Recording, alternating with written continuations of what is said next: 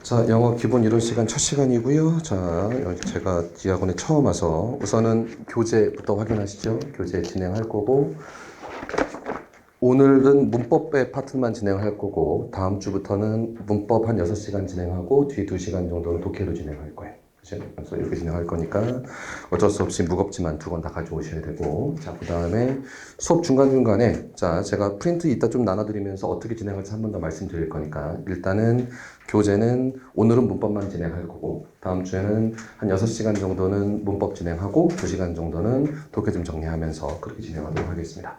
그죠? 자, 우선 바로 진행하겠습니다. 자, 한 가지만 좀 물어보고, 공무원 시험 처음 준비하시는 분? 처음 준비하시는 분이 많으니까, 우선 제일 처음에는 공무원 시험에 대한 간단한 오리엔테이션 하고, 그 다음에 수업 내용 들어가도록 할게요. 자, 우선은, 자, 지금 우리가 이 자리에 있는 건 영어를 잘 말하거나 잘 듣기 위해서가 아니죠. 그래서 지금 우리가 이 자리에 있는 건 어떻게 하면 공무원 시험에서 한 문제라도 더 맞아서 합격 가능권에 들어갈 수 있는가가 지금 이 자리에 있는 목적이에요. 그러려면 제일 먼저 정리하셔야 되는 건 우리 공무원 시험에 어떻게 나오는지 전체적인 문제 개수와 그다음 문제 유형을 기본적으로 머릿속에 꿰고 계셔야 됩니다. 아주 간단히만 좀 정리를 드리면, 자, 공무원 시험이라고 할 때 우리 뭐 물어보냐면 어휘 물어봐요. 우리가 얼마나 많은 어휘를 알고 있냐를 물어보게 됩니다. 어휘를 물어보는 방법은 크게 두 가지인데, 동의어 찾기를 물어보는데 동의어 찾기는 어쩔 수 없이 밑줄 형태로 나올 수밖에 없어요. 그래서 그냥 문장 쭉 써 있고 중간에 한 단어나 한 수거에 밑줄 쳐 있고 밑줄 친 부분과 바꿔 쓸 수 있는 것은, 혹은 밑줄 친 부분과 가장 가까운 의미를 가지고 있는 것을 고르세요라는 문제로 등장합니다. 그렇죠? 하나만 더 보면 어휘 찾기가 무슨 문제로 등장하냐면 빈칸 넣기 문제로 등장하기도 해요. 그래서 빈칸 뚫어놓고 빈칸에 들어갈 알맞은 단어나 알맞은 수고를 고르세요라는 문제로 등장을 합니다.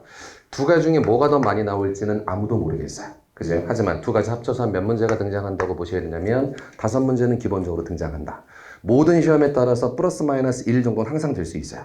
하지만 기본적으로 나 공무원 시험 준비하는데 밑줄 쳐놓고 동의어 찾는 문제가, 혹은 빈칸 쳐놓고 채워넣으라는 어휘 문제가 한 5문제는 등장한다라는 건 머릿속에 들어가 있으셔야 돼요. 자, 그 다음에, 자, 어휘 말고 뭐도 물어보냐면 문법 혹은 어법도 물어보게 됩니다. 문법을 물어보는 방식은 크게 3가지로 물어보는데, 문법에서도 뭐가 나오냐면 빈칸 등장해요. 자, 문법적으로 빈칸에 들어가면 알맞은 것을 골라달라는 문제입니다. 최근에는 많이 등장하고 있지는 않습니다만 어쨌든 언제든지 등장할 수 있는 유형이고, 그 다음에 빈칸 말고 이것도 밑줄의 형태의 문법 문제가 있습니다. 그럼 두 가지를 간단히 보면, 봐봐. 자, 문법인데 빈칸에 들어갈 걸 고르라는 건 알맞은 걸까요? 틀린 걸까요? 알맞은 거 골라달라는 얘기고, 문법인데 밑줄 쳐 있으면 얘는 알맞은 걸까? 틀린 걸까?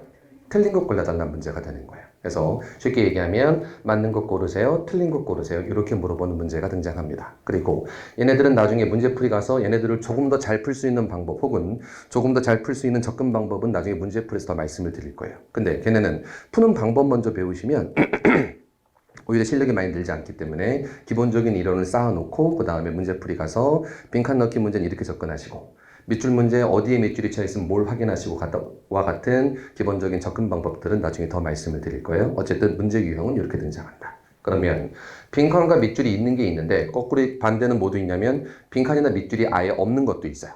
빈칸이나 밑줄이 아예 없는 건 그냥 다음 중에서 맞는 문장을 고르세요, 혹은 다음 중에서 틀린 문장을 골라주세요라는 문제가 여전히 등장하고, 하나만 더 쓰면 보통 영작 문제라고 많이 부르는데, 영작 문제도 밑줄이나 빈칸은 없어요. 대신 한글이 위에 써 있고 그 한글을 영어로 제대로 옮긴 것을 이렇게 물어보는데, 이 영작 문제는 언뜻 한글을 써놓고 제대로 옮긴 것은 이렇게 물어보는 거니까 언뜻 독해 문제처럼 혹은 해석 문제처럼 보시는 분이 많습니다만, 영작 문제의 90% 이상은 다 문법적으로 맞는가 틀린가를 골라달라는 문제예요. 그래서 얘도 보통 문법 문제로 분류를 합니다. 그러면 여전히 이 3가지 유형 중에서 뭐가 많이 나올지는 아무도 몰라요. 하지만 얘도 한 기본 몇 문제가 5문제 정도 등장한다고 보셔야 돼요. 아까도 말씀드렸지만 모든 시험에 따라서 플러스 마이너스 1은 될 수 있습니다. 그래서 문법 문제가 4개 나오고 어휘 문제가 6개 나오는 경우도 있을 수는 있겠습니다만, 머릿속에 가장 기억하기 쉽게 어휘 문제가 저 정도 유형으로 한 5문제가, 문법 문제가 저 정도 유형으로 한 5문제가 항상 등장한다. 됐어요? 그러면 어휘 시험에 나오고 문법 시험에 나오면 그 다음 모두 시험에 나올까? 독해도 당연히 시험에 나옵니다. 그러면 옆으로 쓸까요? 자, 독해도 시험에 등장하는데, 자, 독해 유형들 굉장히 여러 가지 있는데, 그냥 가장 우리가 많이 알고 있는 유형들만 한번 가볼게요. 자, 다음 글의 주제가 무엇인가? 다음 글의 제목이 무엇인가? 다음 글의 요지가 무엇인가 물어보는 문제 등장합니다. 그래서요, 한 몇 문제 정도 등장하냐면 얘는 한 두 문제 정도가 항상 등장해요. 그죠? 그래서 오호 주제, 제목, 요지 뭐 더 가면 뭐 목적이든 글의 분위기든 여러 가지 더 말할 수 있겠습니다만 가장 대표적인 유형으로 주제, 제목, 요지와 같이 글의 전체적인 내용을 파악하라는 문제가 한 몇 문제 등장한다. 두 문제 정도는 항상 등장한다. 됐어요? 그러면 뭐도 있냐면 다음 글의 내용과 일치하는 것은 혹은 다음 글의 내용과 일치하지 않는 것을 이렇게 물어보는 문제도 있고 구제 하나만 더 써드리면 다음 글을 통해서 알 수 있는 것은 추론 문제도 내용일치 문제랑 똑같은데 이 문제도 한 몇 문제 등장하냐면 두 문제가 기본입니다. 그리고 나서 독해에서 항상 제일 많이 나오는 독해는 뭐가 되는 겁니까? 빈칸 넣기 독해. 그죠? 보통 많이 싫어하시는 것들 빈칸 넣기 독해 나오는데 더 내려가기 전에 이렇게 유형으로 보면 독해 유형은 기본적으로 우리 무슨 시험과 거의 똑같아요? 수능 시험과 거의 똑같습니다. 수능 시험과 거의 똑같은 형태로 혹은 비슷한 수준의 문제가 계속해서 등장하고 있고 실제 수능 문제에서도 굉장히 많이 가져오고 있어요. 어떻게 됐든 간에 자 빈칸 넣기 문제도 한 몇 문제가 등장한다. 두 문제는 기본으로 등장한다고 보셔야 돼요. 그러면 나 공무원 시험 보는데 어떤 문제가 어떤 유형으로 몇 문제 정도 출발하는지는 머릿속에 있으셔야 됩니다. 그리고 나서 순서 고르기 독해 있죠. 굉장히 싫어하시는 유형. 그죠? 순서 고르기 독해도 기본적으로 몇 문제가 한 문제가 보통 문장 삽입이라고 부르는데 어떤 유형이냐면 문장 위에 쭉 써 있고 다음 문장에 들어갈 위치로 알맞은 것은 이렇게 물어보는 문제도 기본적으로 한 문제가.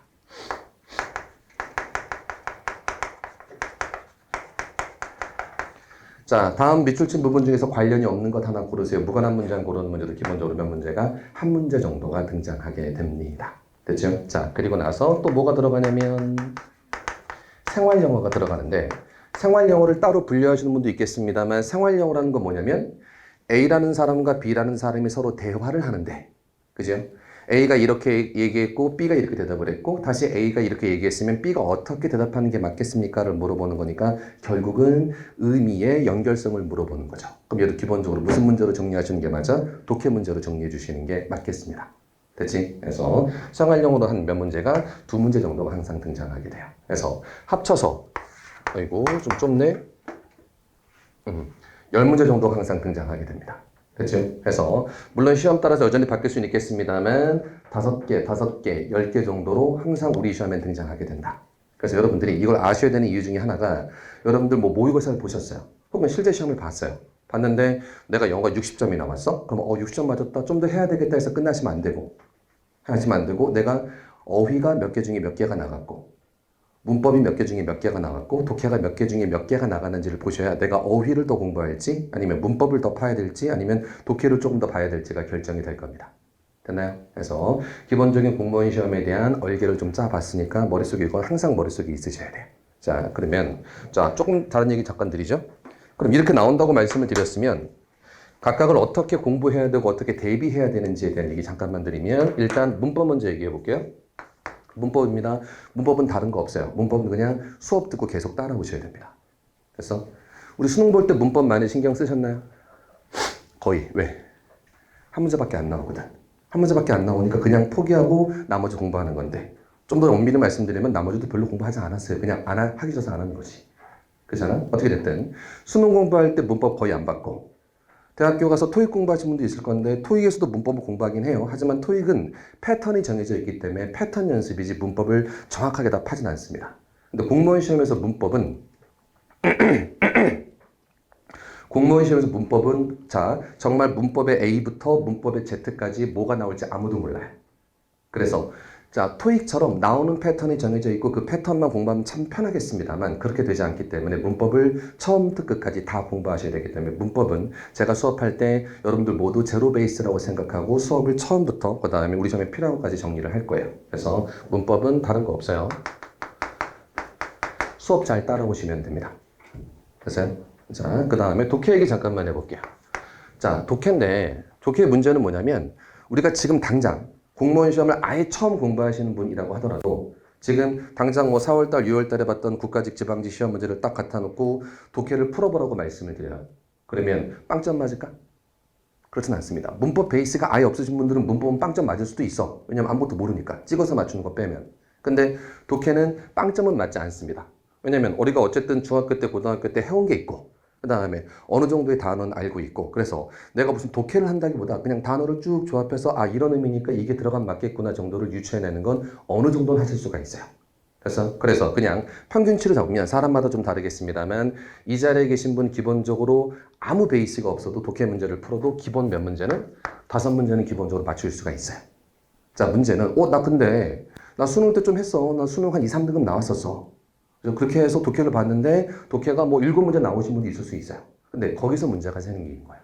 뭐가 생기냐면 내가 한 5개, 6개 맞았어. 그러면 조금만 더 해서 한 2-3개만 더 맞으면 되겠네. 그래서 독해 문제만 계속 푸는데 그게 어려워요. 마지막 2-3개 내가 원래라면 틀렸을 내 기본적인 어휘와 기본적인 논리력을 가지고 그냥 맞출 수 있는 문제 빼고 틀렸을 문제 그 문제를 2-3문제 맞는 게 생각보다 꽤 힘든 일입니다.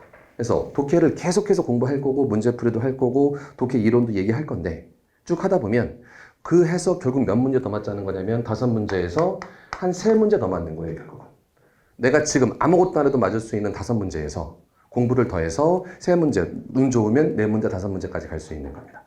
무슨 얘기인지 되시죠? 근데 그게 어렵기 때문에 그러려면 독해를 처음부터 좀 뒤집으셔야 돼요. 이런 거죠. 독해 실력이 잘 늘어요? 중학교 때, 고등학교 때 뭐 독해밖에 안 했잖아. 중학교 때, 고등학교 때는. 그지? 그럼 독해 공부하겠다고 문제집을 뭐 1000제를 사갖고 1000문제 다 풀었어. 그러면 독해 실력이 확 늘어 있습니까? 그렇지 않아요. 독해는 잘 늘지가 않는다는 게 문제입니다. 그냥 풀고 답 보고 이 과정만 계속하면 시간 낭비가 되는 경우들이 많이 있습니다. 그래서 독해 원칙들을 보고 하나하나 다시 재조립하지 않으면 요 마지막 내가 원래라면 틀렸을 3-4문제를 맞기가 어렵기 때문에 독해도 좀 처음부터 다시 한번 잘 보셔야 돼요.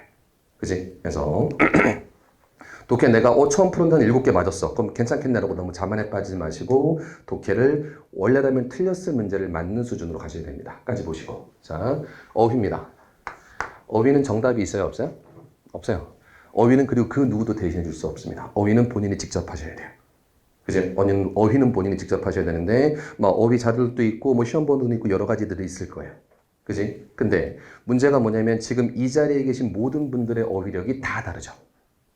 그렇잖아. 다 다르잖아. 어휘를 좀 많이 알고 계신 분도 있고 전혀 어휘가 좀 준비가 안 되신 분도 있습니다. 그래서 어휘는 개인마다 다 다르기 때문에 어떻게 할 수가 없습니다. 그래서 하나 추천드리는 방법은 무조건 단어장 만드셔야 돼요. 단어장이라고 뭐 조그만 거 들고 다닐 거 아니고 여러분들이 보는 어휘들을 왜냐면 내가 모르는 어휘들이 각자가 다 다르잖아.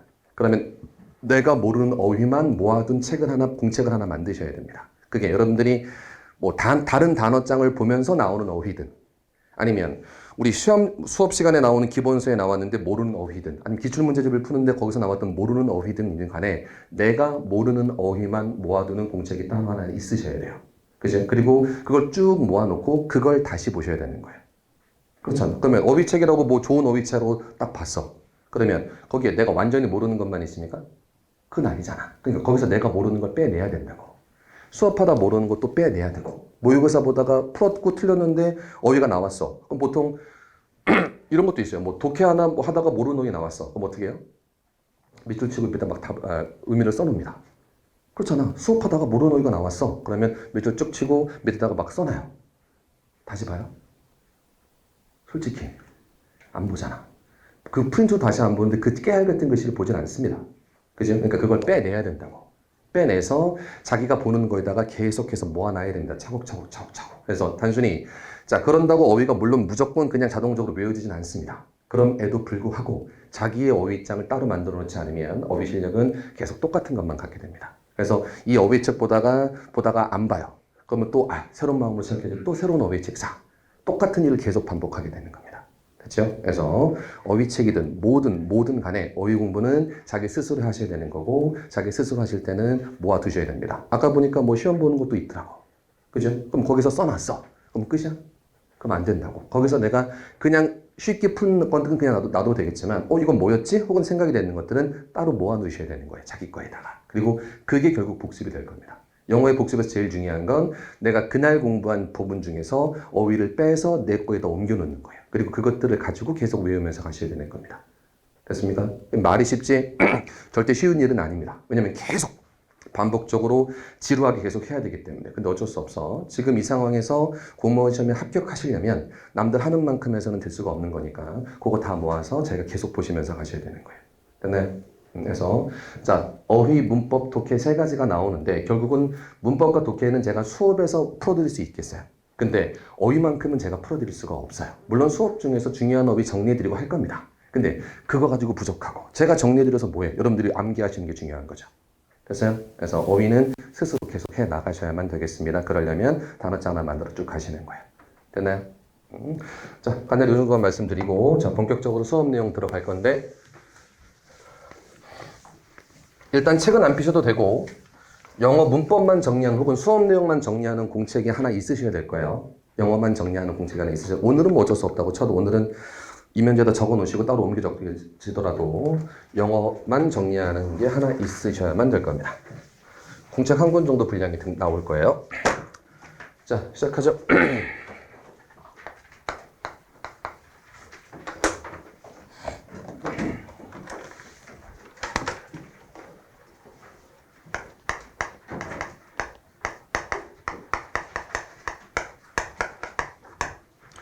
자, 첫 번째. 자, 우리 먼저 뭐 하셔야 되냐면 영어 문장의 구조에 대해서 먼저 파고 가셔야 됩니다. 무슨 얘기냐면 영어 해야 되는데 영어를 하기 위해서 영어라는 것의 큰 그림을 미리 좀 그리고 들어가셔야 돼요. 그죠? 그 영어가 어떻게 만들어져 있는지를 미리 좀 볼 수 있어야 돼. 그래야만 문법과 독해를 동시에 하실 수 있어요. 자, 그러면 자, 무언가의 구조를 알려면 뭘 잘 아셔야 됩니까? 재료를 알아야 돼요. 재료를 알아야만 이게 어떻게 그 재료가 어떻게 조합되어 있는지를 보실 수 있어야 되거든. 그러면 영어 문장의 재료는 뭐가 될 거냐면 단어가 될 거고 그 단어의 종류에 대한 걸 미리 좀 챙기셔야 됩니다. 단어의 종류를 다른 말로 우리 중학교 때부터 뭐라고 불렀던 거냐면 품사라고 불렀던 거예요. 응? 품사에 대한 정리를 좀 시작하겠습니다. 자, 첫 번째가 뭐가 있을 거냐면 기본 필수 단어가 있을 겁니다. 그냥 기본 필수 단어는 제가 붙인 이름이에요. 자, 기본 필수 단어니까 어떤 단어겠습니까? 말 그대로 기본적으로 필수적으로 꼭 있어야 되는 단어입니다. 됐어요? 자, 그러면 자, 첫 번째가 뭐가 될 거냐면 and 이렇게 씁니다. and이 뭐죠? 명사죠. 그죠? 명사입니다. 그러면 명사에 대해서 아셔야 되는 것들이 있는데 보통 명사의 문법적 사항 그러면 머릿속에 뭐가 떠오르세요? 뭐 보통 명사, 물질 명사, 집합명사 이런 게 떠오르실 수도 있고, 그죠? 근데 그런 거 시험에 별로 필요 없습니다. 그리고 명사 파트 가서 그 보통 명사, 물질 명사 어떻게 구분하는지 시험에 나오는 것들 위주로 다 정리를 드릴 거예요. 그럼 그거 말고 명사에 대해서 우선 우리가 아셔야 되는 게 뭐냐면 명사가 문장에서 어떤 역할을 하는지, 그리고 명사가 문장에 어떤 자리에 나오는지, 그리고 명사가 어떻게 생겼는지에 대한 거는 꿰고 가셔야 됩니다. 됐어요? 그러면 자, 명사의 역할 무슨 역할이냐면 이렇게 S 씁니다. S가 뭐죠?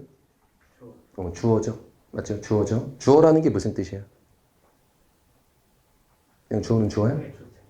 맞는 행위 주체가 되는 건 맞으니까. 그럼 해석할 때 어떻게 해석해야 돼? 은는 이 가를 붙여야죠. 좀 더 엄밀히 말하면 이나 가를 붙여야죠. 그럼 무슨 얘기냐면 텀이야. 사람 이름이니까 명사야. 이게 주어로 쓰였으면 그냥 텀이 아니라 텀이라고 해석해야 되는 거고. 자, 이렇게 씁니다. 자, 저는 목적어를 눈목자를 써요. 목적어를 오로 많이 쓰시는데 오를 쓰게 되면 동그라미랑 헷갈릴 경우가 좀 있어서 그냥 눈목자를 사용합니다. 헷갈리는 걸 방지하기 위해서. 자, 목적어라는 건 그럼 무슨 뜻이에요? 별거 없잖아. 주어가 은는 이걸 붙여서 해석해야 되는 거면 목적어는 을을 붙여서 해석해야 되는 거잖아. 지금 생각보다 얘를 안 신경 쓰면서 읽으시는 분들이 굉장히 많아요. 특히 얘를 신경 안 쓰면 나중에 수동태 파트 가서 굉장히 많이 헷갈리게 됩니다. 그래서 기본은 잘 챙기고 가자. 자, 텀이 주어로 쓰였으면 텀이라고 해석을 해야 되는 거고 텀이 목적으로 쓰였으면 텀을이라고 해석해야 되는 거죠. 어렵지 않죠? 그 다음에 보호의 역할도 할 수 있는데 보호는 별로 신경 쓸 거 없어요. 보호는 뭐 보충해준다는 말, 보충해주는 말이란 뜻인데 보호인 거 몰라도 그냥 별 상관없습니다. 자, 일단 넘어가고 그러면 오늘 오전에 수업하는 것 중에 제일 중요한 건 얘예요. 여러분들이 오전 수업이 끝나고 나면 각 품사가 어디에 나오는지가 머릿속에 들어 있으셔야 됩니다. 됐어요? 그러면 명사의 위치가 어디예요? 우리 중학교 때부터 고등학교 때 혹은 대학교 때까지 명사란 얘기는 수만 번 들었잖아. 문제는 명사가 영어 문장이라면 어디 나와야 되냐고. 동사란 아이를 기준으로 어디 나온다? 동사 앞에 나옵니다. 우리가 걔를 뭐라고 부르는 거야? 주어라고 부르는 거죠. 그렇잖아. 자, 목적은 어디 있습니까? 거꾸로 얘기했네요. 혹은 동사 뒷자리에도 명사가 나오는데 이 뒤에 있는 명사를 목적어, 경우에 따라서 보어라고 부르게 되는 거죠. 그럼 다시 한번 보자. 한국어의 주어는 뭐예요? 아까 했던 거 뭐 행동의 주체를 맡다, 행위의 주체를 뜻하는 거 맞아요. 그죠? 근데 실제로 우리가 눈으로 보고 얘가 주어인지 구분하는 건 한국어의 주어는 주격조사가 붙어 있어야 돼요. 은는 이 가가 붙어 있으면 한국어의 주어입니다. 됐어요? 자, 제가 말을 바꿔볼게요. 내가 너를 사랑한다. 사랑한다, 내가 너를. 그죠? 너를 사랑한다, 내가. 순서를 바꿨어요. 주어는 뭡니까? 나, 내가. 위치가 어디 있든 간에 가가 붙어 있으면 걔가 주어입니다. 됐죠? 혹은 똑같아요. 위치가 어디 있든 간에 을이 붙어 있으면 걔가 뭐가 되는 거야? 목적어죠. 한국어는 그래요. 근데 영어는 어때요? I love you는 내가 너를 사랑하는 거고 you love me는 네가 나를 사랑하는 거잖아. 바뀌잖아. 그러면 한국어의 주어는 위치랑 상관이 없어요. 그냥 조사만 제대로 붙어 있으면 되는 건데, 자, 영어의 주어 목적어는 뭐가 중요하다? 위치가 중요하다. 그래서 영어란 언어 자체가 위치, 어느 자리에 나와 있냐가 너무나 중요하기 때문에 자리에 대한 개념을 반드시 챙겨가셔야 되고, 그 자리 간단합니다. 명사가 먼저야, 동사가 먼저야? 명사가 먼저. 그 다음 동사, 그 다음 명사. 번갈아 가면서 나오는 거예요. 명사가 먼저 나오고 그 다음 동사 나오고 그 다음 명사 나오는 이 기본 자리를 잘 지키면서 말을 해야 되는 게 영어입니다. 그래서 우리가 글을 읽을 때에도 이 단어가 그냥 단어의 뜻만 외워서 되는 게 아니라 이 단어가 어디 있는지를 보면서 읽으셔야 돼요. 그래야만 아까도 말씀드렸어요. 내가 원래라면 틀렸을 문제를 맞추는 수준까지 올라갈 수 있다고. 그치? 그냥 대충 해서 그냥 뭐 대충 영어 한 60점 맞자 이렇게 하면 그냥 해도 돼. 근데 그거 하자고 있는 게 아니잖아. 합격하자고 있는 거니까. 그러려면 영어를 볼 때 반드시 뭘 신경 써야 된다? 얘가 어디지를 꼭 신경 쓰셔야 되는데 위치의 기본 개념, 명사, 다시 말하면 주어 나오고 동사 나오고 그 뒤에 명사 다시 한번 나오면 목적어나 보어가 되는 겁니다. 됐죠? 그러면 명사의 위치는 어디야? 동사 앞에, 동사 뒤에 나오겠죠. 앞에 있는 게 주어, 뒤에 있는 게 목적어나 보어. 됐죠? 간단한 겁니다만 기본 베이스부터 하나하나 다시 차곡차곡 쌓아올린다고 했어요. 그리고 나서 자, 명사를 볼 수 있으면 좋으니까 명사가 어떻게 생겼는지 알면 조금 더 문장을 쉽게 볼 수 있는데 자, 이때 우리 요 세 개 뭐라고 불러요?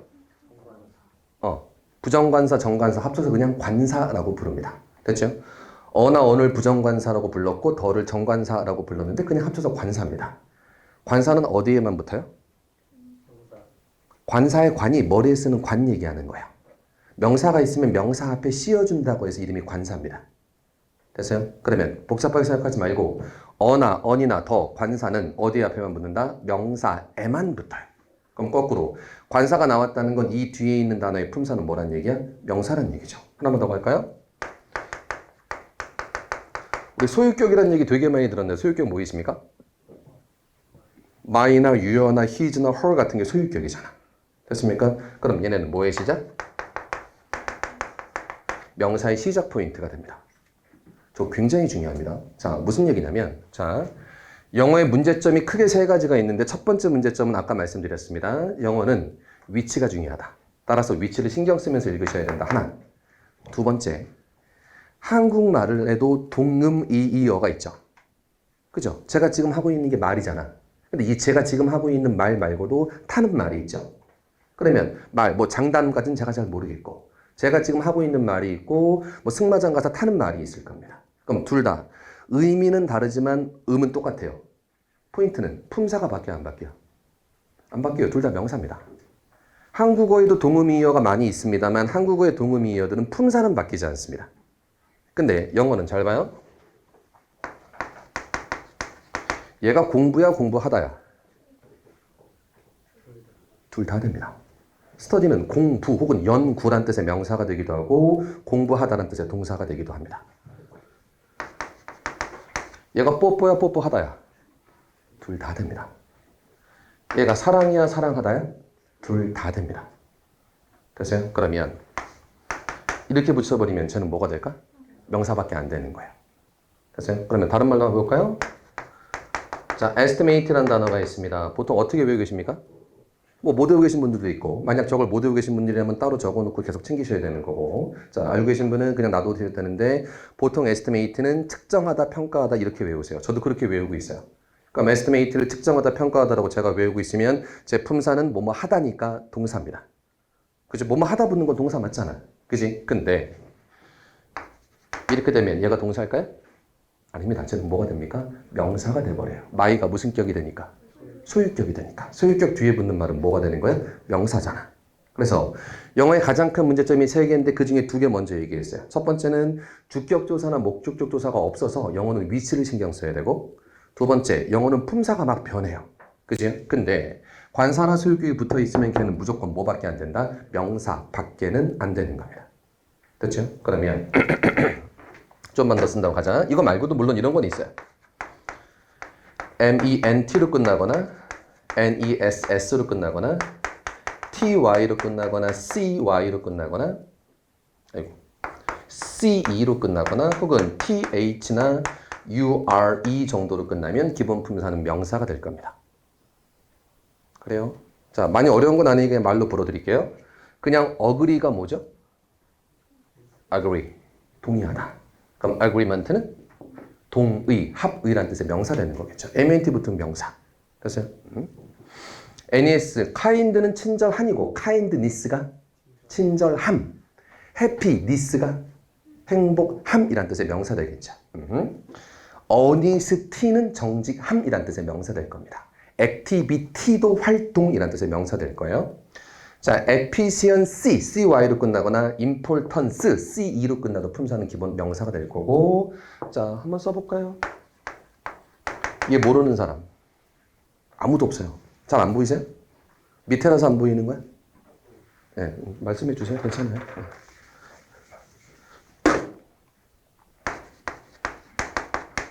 했습니다. 저 단어 모르거나 처음 보는 사람 아무도 없어요. 저 단어를 모르거나 처음 보는 사람 아무도 없습니다. 근데 저 단어의 품사 뭡니까? 라고 물으면 약간은 좀 망설이신 분이 있을 수도 있어요. 그러니까 저거 보고 헬스는 건강이라는 뜻이니까 명사죠? 라고 바로 나오시는 분이 분명히 있어요. 그죠? 그분은 그분대로 가면 되고. 근데 건강이라는 뜻인데 품사요? 라고 품사 개념 자체가 머릿속에 없으신 분이 있을 수 있단 말이야. 근데 쟤는 뭐로 끝나니까? th로 끝납니다. 그럼 품사는 뭐가 되는 거야? 명사가 되는 거라고. 됐나요? 하나만 더 갈까요? depart는 보통 출발하다는 뜻의 동사입니다. departure가 되면 출발이라는 뜻의 명사가 될 겁니다.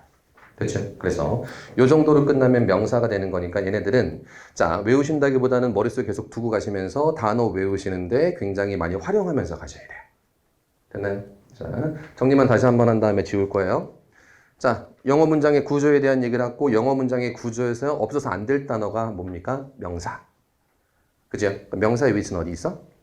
동사 앞에, 동사 뒤에. 앞에 있는 게 주어, 뒤에 있는 게 목적어나 보어가 될 거고. 자, 근데 내가 명사인지 아닌지 잘 모르겠어도 관사나 소유격, 어나 언이나 더나 소유격이 붙으면 그 품사는, 그 단어는 품사가 뭐가 되는 거야? 명사가 될 수밖에 없고.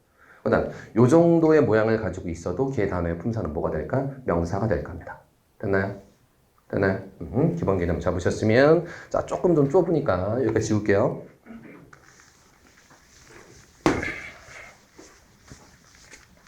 자, 명사 있으면 기본 필수 단어 두 번째 뭐 해야 될까? 동사 해야죠. 아직 기본 필수 단어입니다. 자, 기본 필수 단어. 기본적으로 필수적으로 영어 문장이라면 없어서는 안 될 기본 단어가 두 개 있습니다. 뭐하고 뭐?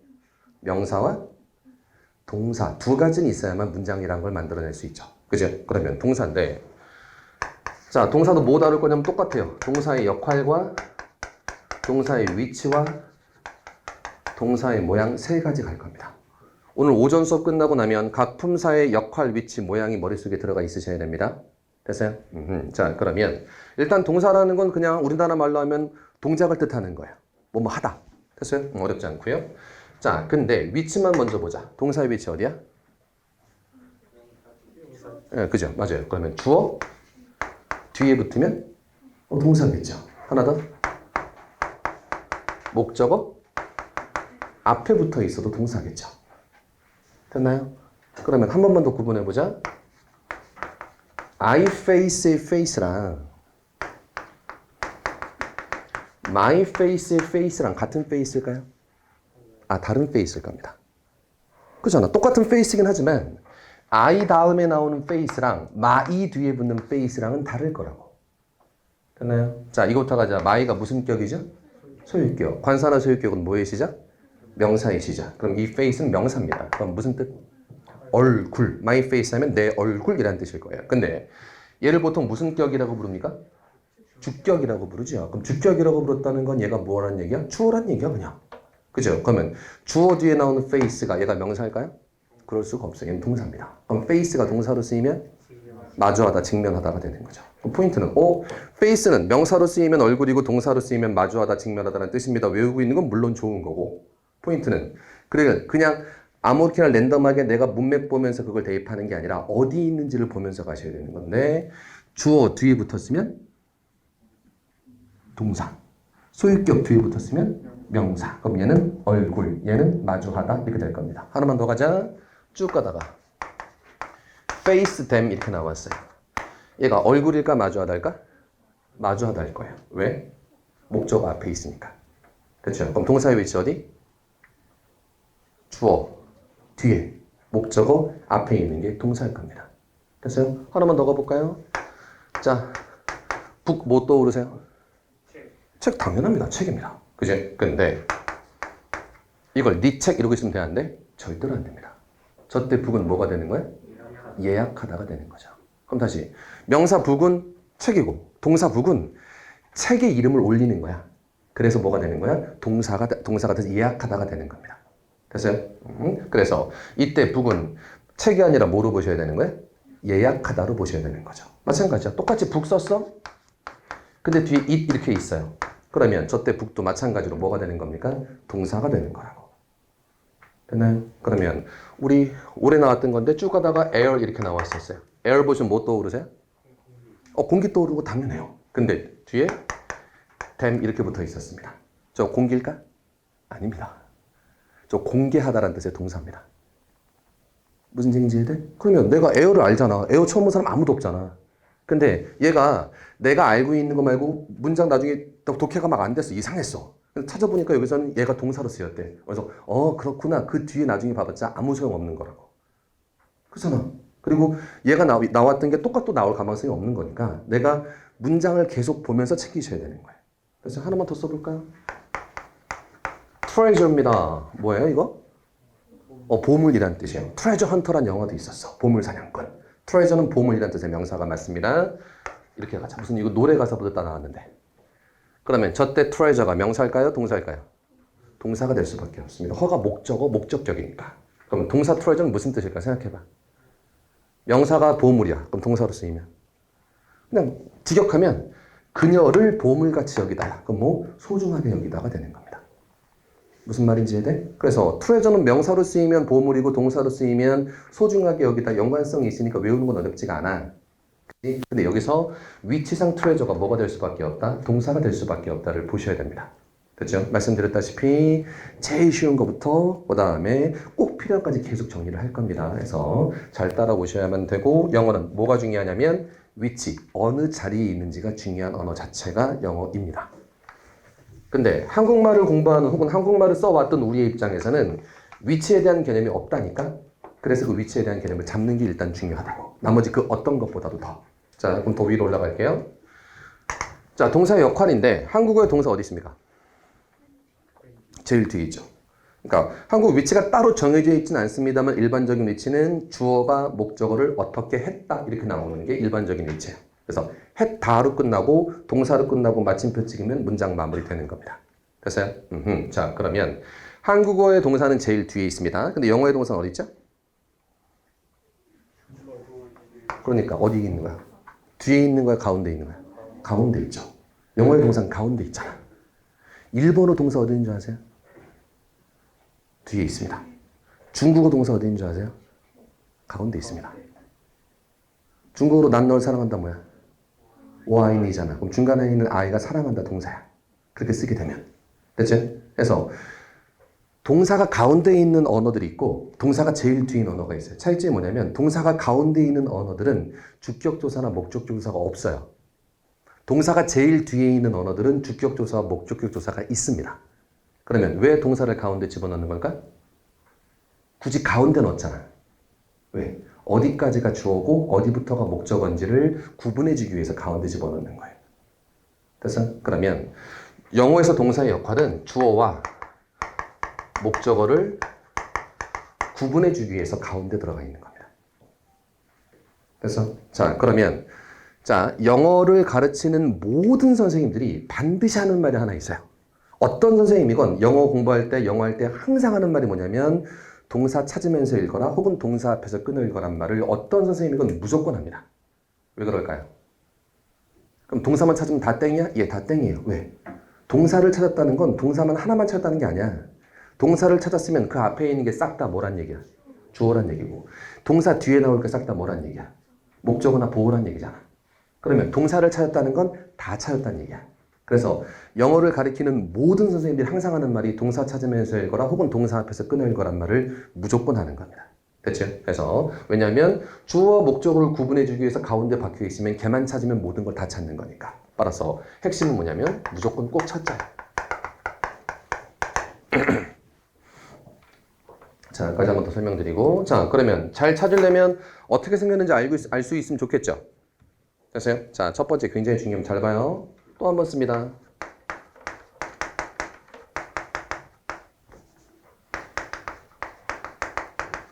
그리고 목적격 대명사까지 한번 써보죠. 아유, 잠깐만. 너무 비율이 안 맞는다.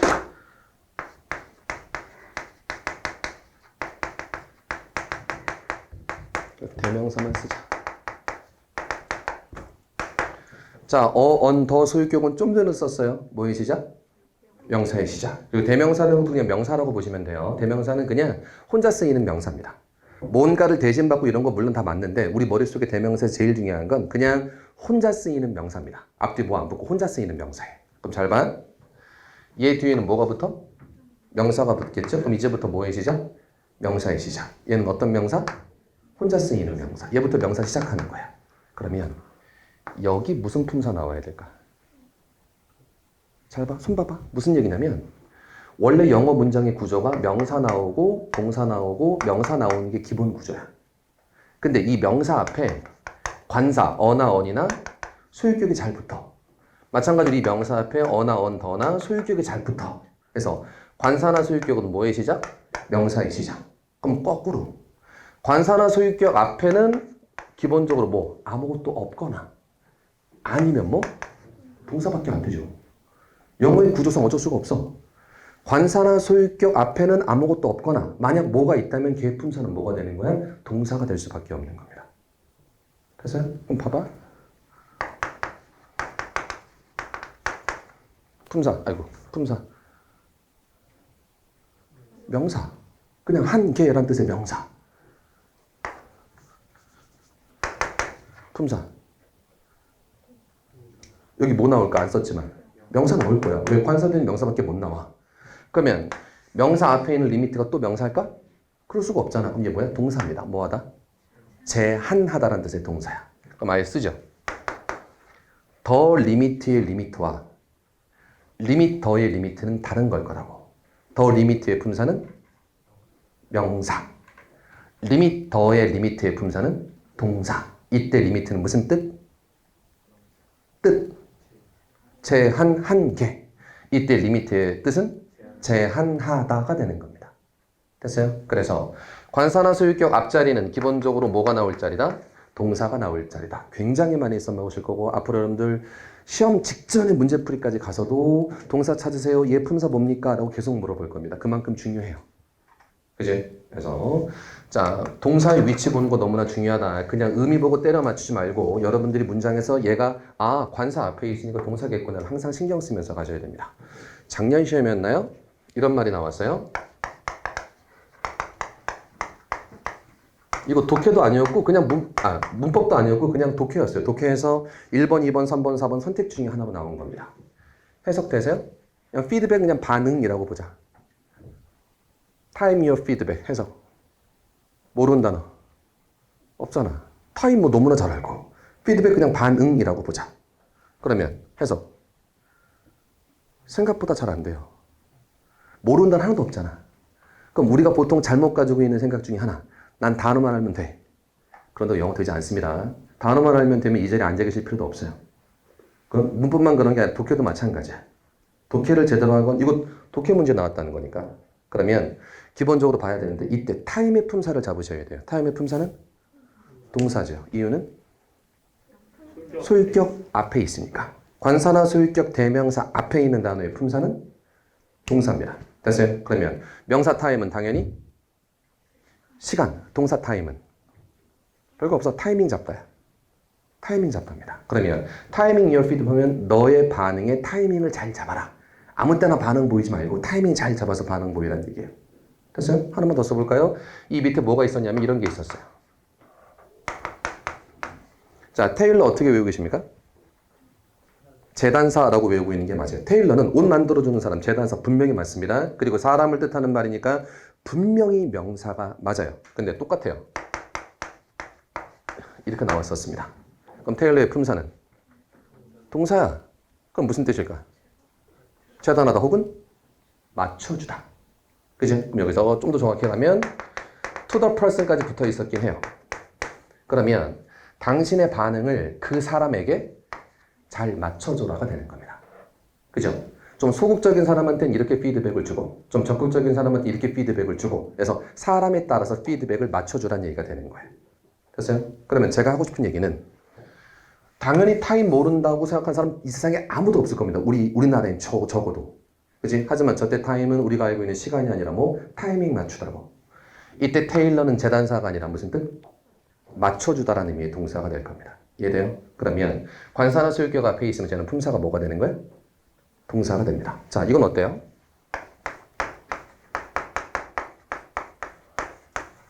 이게 무슨 품사 뭐예요? 품사는 개뿔 뜻도 모르겠는데. 그렇잖아. 맞아요. 맞아. 실제 이렇게 나왔었습니다. 품사 뭐예요? 죄송합니다. 원래대로 쓰죠. 실제 이렇게 나왔었습니다. 품사 뭐예요? 동사입니다. 도우즈는 대명사죠. 우리 보통 대명사 배울 때 지시대명사라고 배우고 지시대명사 that 그리고 도우즈 이렇게 배웁니다. 됐죠? 얘는 대명사입니다. 대명사의 기본 성질은 혼자 쓰이는 명사야. 그러면 얘는 명사일까? 아니지, 뭡니까? 동사예요. juxtapose는 정렬하다라는 뜻의 동사입니다. 실제 문법 시험에 나왔었어요. 그래서 문법 시험에 밑줄 쳐놓고 이게 제대로 썼냐 안 썼냐를 물어보는 문제가 있었는데 쉽게 가면 앞에 주어 동사가 있었습니다. 이미. 그러면 얘 쓰면 될까 안 될까? 안 돼. 왜? 동사 이미 있으니까 동사 또 쓰면 안 되는 거야. 그럼 이 문제를 풀기 위해선 juxtapose를 내가 외우고 있으면 당연히 풀 수 있고 못 외우고 있으셨더라도 최소한 무슨 뜻인지 모르신다고 하더라도 제품사는 뭐다? 동사인지만 알면 문제는 풀 수 있었어요. 됐어요? 그러면 우리가 사전에 있는 모든 단어를 다 외울 수는 없잖아. 그러니까 모르는 단어가 나왔을 때에도 문제를 푸실 수 있으려면 문법 문제를 푸실 수 있으려면 최소한 위치를 보고 얘가 어떤 품사인지를 생각해내는 연습들을 계속 하셔야만 되는 거예요. 됐나? 됐나? 그럼 다시 한번 관사나 소유격 대명사가 나왔으면 이제부터 뭐야? 새로운 명사. 그 앞에 있는 단어는 뭐야? 동사가 되는 겁니다. 됐나요?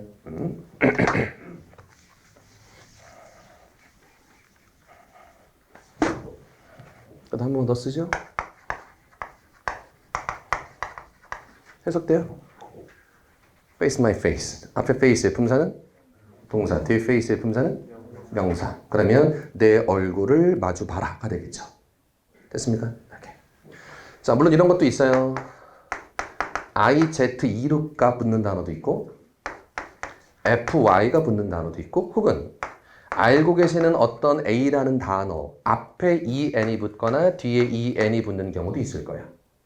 그럼 얘네 다 무슨 뜻 되냐면 뭐뭐 하게 만들다라는 뜻입니다. 하게 만들다라는 뜻이니까 자동적으로 품사는 뭐가 될까? 동사가 될 겁니다. 됐어요? 그냥 말로 하자. 컴퓨터라이즈가 뭘까? 쓸까요? 컴퓨터는 컴퓨터. 컴퓨터라이즈는 컴퓨터화하다. 그죠? 자, 정리를 맨날 손으로 쓰는 장부 정리하다가 엑셀로 옮겼어요. 그러면 이걸 뭐 한 겁니까? 컴퓨터라이즈 한 거죠. 컴퓨터화하다. 그렇죠? 어렵지 않습니다. 자, 그 다음. 이게 무슨 뜻이에요? 프리파이 where라고 쓴 거 아니야? 뭐 붙은 거야? pure 뭐야? pure 맞아. 순수한, 깨끗한. pure에 fy 붙은 겁니다. 그럼 무슨 뜻? 깨끗하게 하다, 정화시키다가 pure가 되는 겁니다. purify가 되는 거죠. 그러면 purify를 where라고 써드린 게 아니라 저건 pure에 fy 붙은 거다를 보셔야만 되는 거예요. 그러면 fy 붙으면 뭐뭐 하게 만들다. 하나만 더 갈까요? satisfy가 무슨 뜻이에요? 만족하다? 만족하게 만들답니다. 만족하게, 이거 중요한 거야. 만족하게 만들다. 하나만 더 갈까요? 두 개만 쓴 다음에 잠깐 쉬었다 가자. able이라는 단어 있습니다. 무슨 뜻? 가능한. 할 수 있는 가능한. enable? 가능하게 만들다. 그죠? 가능하게 만들다. wide는 넓은. wide는 넓게 만들다.